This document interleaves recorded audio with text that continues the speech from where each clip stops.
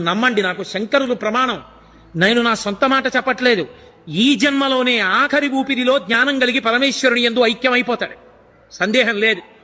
అంత గొప్ప స్తోత్రం ఈ ప్రపంచంలో వాంగ్మయం మొత్తం మీద ఉన్న ఒకే ఒక్క స్తోత్రం దక్షిణామూర్తి స్తోత్రం. ఇంకొకటి లేదు లేదు లేదు, తత్తుల్యము కాదు. అదొక్కటే అంత శక్తివంతం. అందుకే శంకరాచార్యుల వారి వాంగ్మయం అంతా ఒకెత్తు, సామాన్యుల కోసం ఇచ్చిన దక్షిణామూర్తి స్తోత్రం ఒక్కటి ఒకెత్తు.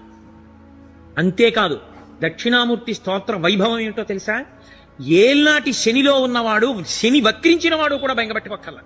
శని వక్రించడం అంటే శని ఆ రాశిలోంచి ఇంకో రాశిలోకి వెళ్ళి వెనక్కి వస్తుంటాడు. తులారాశిలోంచి కన్యారాశిలోకి వెళ్ళి కన్యారాశిలోంచి తులారాశిలోకి వస్తాడు.